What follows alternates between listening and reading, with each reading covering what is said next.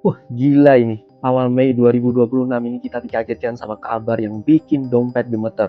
Rupiah makin loyo, bahkan nyaris menyentuh angka 17.500 per dolar Amerika Serikat. Ngeri, ngeri.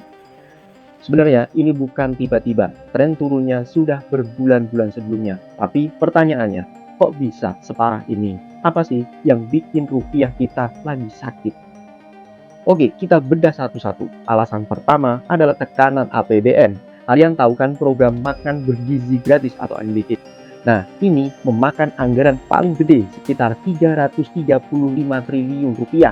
Bayangin, 1,2 triliun rupiah per hari. Belum lagi anggaran buat pertahanan, Polri, dan Kementerian PU. Pak Presiden Prabowo emang bilang kalau MBG ini bakal gerakin ekonomi daerah lewat produk tani dan ternak. Tapi fakta di lapangan beda cerita. Pedagang di pasar justru menjerit karena harga-harga naik. Kenapa? Karena stok kebutuhan pokok jadi rebutan antara pasar umum dengan dapur MBG. Ujung-ujungnya daya beli kita jadi kena hantam.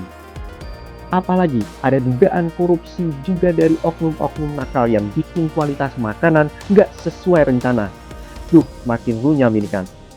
Andaikan Pak Prabowo mau melirik sejarah, kita punya contoh konkret yaitu almarhum Pak B.J. Habibie. Waktu krisis 98, beliau berani stop pandangan proyek pesawat terbangnya demi menyelamatkan ekonomi Indonesia.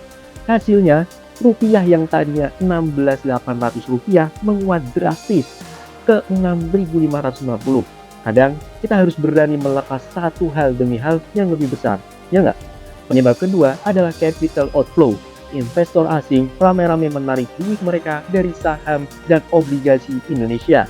Ibaratnya tamu lagi cabut massal dari rumah kita. Kenapa mereka kabur? Karena ketidakpastian global, harga energi naik, dan aset di Amerika lebih menggiurkan. Ditambah lagi alasan yang ketiga, sentimen negatif. Konflik Timur Tengah bikin investor takut dan milih nyimpen uang dalam bentuk dolar. Tapi jujur aja, kebijakan dalam negeri yang dianggap ngawur dan gak kasih kepastian buat dunia usaha juga bikin investor lokal makin skeptis. Terus yang keempat, resiko inflasi. Lagi-lagi ujungnya ke program MBG tadi. Data BPS bilang harga telur dan daging ayam melonjak drastis karena permintaan yang terlalu tinggi tapi barangnya terbatas. Terus solusinya gimana? Pemerintah malah minta TNI Polri buat garap lahan pangan. Ya sih, mereka kan dididik buat jaga keamanan, bukan jadi petani. Hasilnya, banyak lahan yang cuma jadi proyek seremonial tanpa pengelolaan yang benar. Mungkin ada yang nanya, saya kan rakyat kecil, nggak ngaruh kali sama kurs dolar. Jangan salah. Gini logikanya, 95% bawang putih di pasar itu impor. Bayarnya pakai apa? Ya pakai dolar lah. Kalau dolar mahal, bawang ikut mahal nggak? Kalau bawang mahal, sepiring nasi dan sayur kamu harganya pasti naik juga kan? Jadi tetap ada efeknya. Mau kamu miskin, mau kamu menengah, mau kamu kaya, tetap ada efeknya. Rupiah melemah atas dolar. Jangan dianggap ini tuh tidak ada efeknya buat teman-teman.